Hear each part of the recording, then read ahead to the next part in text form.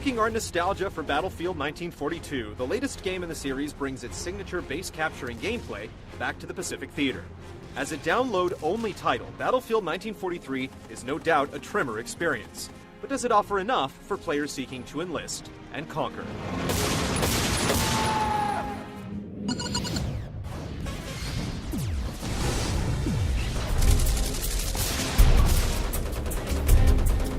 (1943's) options are limited. There's no single-player campaign, and only 2 multiplayer modes for up to 24 players. If you can coordinate 16 friends, you can set up a private battle, but otherwise, your only option is to jump into a quick match. There are no lobbies where you can choose what game to join or what maps you want to play on. There are only 3 maps, and the game doesn't shuffle them very well, which often results in the same map repeating 4 or 5 times in a row.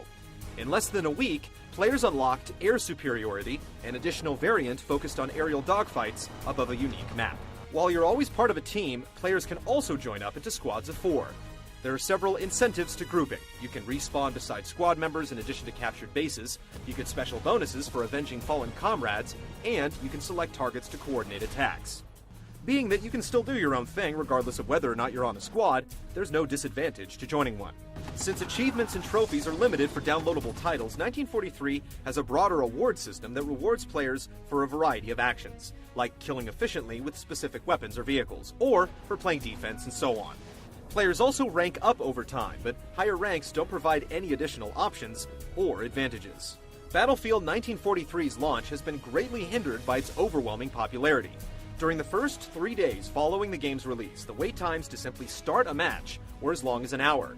If you were lucky enough to get into a match, you could stay with that group indefinitely, but the packed rooms made it virtually impossible to link up with friends. Things are running smoothly now after the rough first weekend, but it's frustrating to purchase a game only to have to wait several days before it works properly.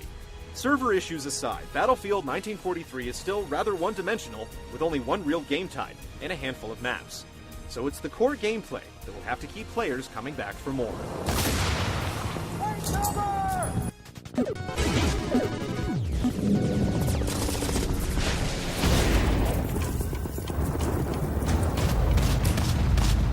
Battlefield 1943 revolves around the standard conquest gameplay of previous titles, with 2 teams fighting for control of 5 bases on each island. Each team has a life bar that ticks down with every kill, and if one team occupies more bases, kills deal more damage to the opposing team. Instead of picking up weapons, you choose between 3 classes each time you spawn. Riflemen are effective at mid-range and can launch grenades, infantry come equipped with wrenches to repair vehicles, and rocket launchers to take out tanks, and finally scouts have long-range sniper rifles that can plant charges to defend bases against careless attackers. You can also take charge of vehicles scattered throughout the islands, including boats, jeeps, tanks, and planes. Airplanes are intentionally difficult to control, however, so would-be pilots will need to put in some practice before taking flight. Additionally, each map has an air raid bunker that lets you call in a squad of bombers, allowing you to take out whole clusters of enemies at a time. On 2 of the maps, your team launches from aircraft carriers, while Guadalcanal features home bases at opposite ends of the island. Your main base can't be captured by the enemy, so the first few minutes are a race to capture unclaimed territory. While taking any base works to your team's advantage, airfields are the most valuable and are often fiercely contested. Much of the strategy lies in maintaining a strong defense while not neglecting offense. If an entire team rushes from one flag to the next, then the opposition can quickly claim the vacated points as they depart.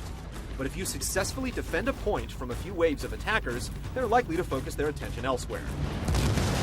The game is certainly designed to be more accessible with regenerative health and unlimited ammo, but this is balanced by how easy it is to die, and how long it takes to reload your weapons. Depending on their positions, you'll also often see red arrows perched above enemies' heads, which helps you spot targets on the crowded battlefield.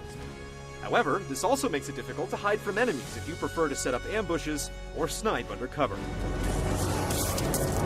All of that aside, the game is still incredibly fun and addictive, and with each match lasting 15 to 20 minutes, it's easy to while away the hours without realizing it.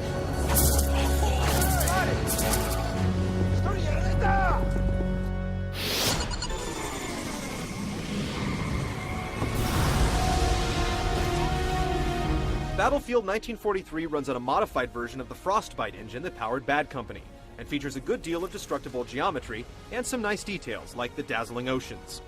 It's not cartoonish like Battlefield Heroes, but it definitely shows off a bit of color and features hilariously loud screams when people die.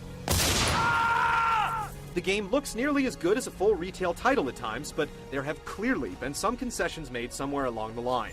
Case in point, the German sniper rifle that's curiously filling in for the Japanese, apparently due to budget constraints. There isn't much in the way of music aside from the title theme, and it gets quickly tiresome as you wait to connect. While Battlefield 1943 doesn't feature much in the way of options, there's still a lot of room to experiment with the different tools and strategies it puts at your disposal.